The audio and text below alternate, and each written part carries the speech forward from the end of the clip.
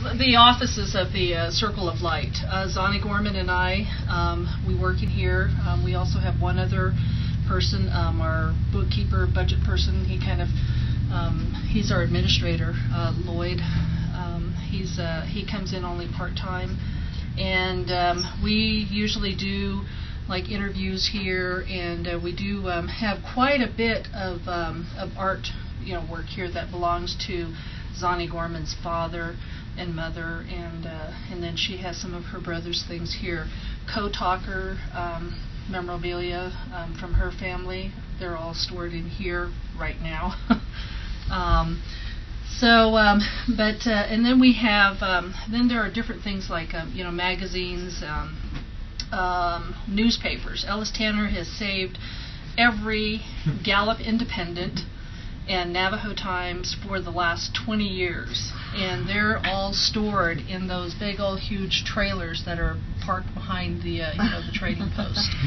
And the program has actually been functioning and working for about 4 years now. We're entering our 5th year, and we've done a few projects, with like the Fort Wingate High School, the Boys and Girls Club of New Mexico, and then right now we're currently working on interviewing veterans from all the different wars.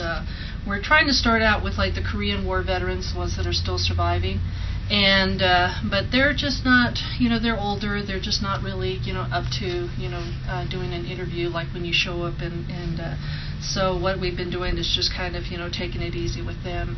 And if they come to the store and they want to do an interview, while they're here, then we do it. Otherwise, we just check on them periodically and see if they're, they're up to it on the day that we, we arrive. And what I usually do is I usually make a sweep of all the, the veterans, the ones that we'd like to interview, once a month, just to see, if we can catch anyone that's, ready to sit down for a half an hour or an hour.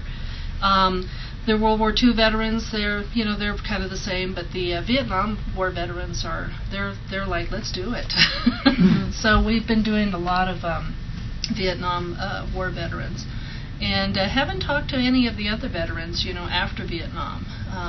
None of them, have really come forth, asking to, be interviewed. I think you kind of saw the murals inside the store there. Those are all the murals that, Chester Kahn was commissioned to paint in the store to inspire, both young and old, whether they be Navajo or, non-Navajos, to, just to get out there and just do the best that you darn well can do, that kind of thing. But a lot of the work is done in here, and like I said, we do have quite a bit of co-talker things. Yes? I don't know what the Circle of Light is. The Circle of Light is a nonprofit organization that was started by Ellis Tanner.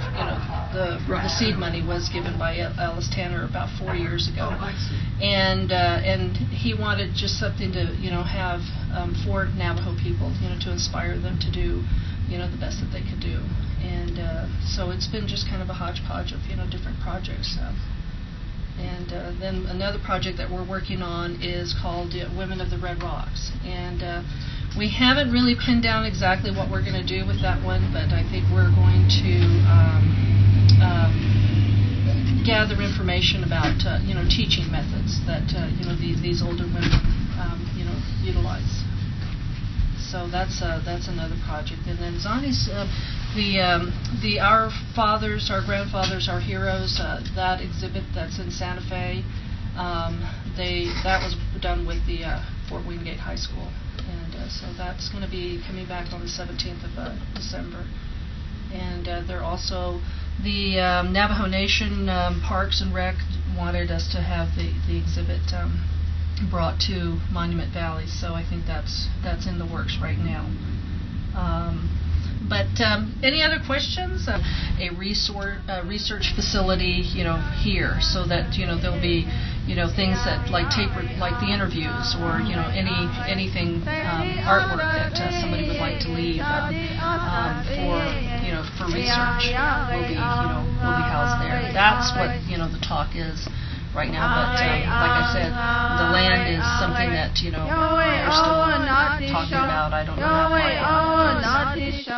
it's gonna go away.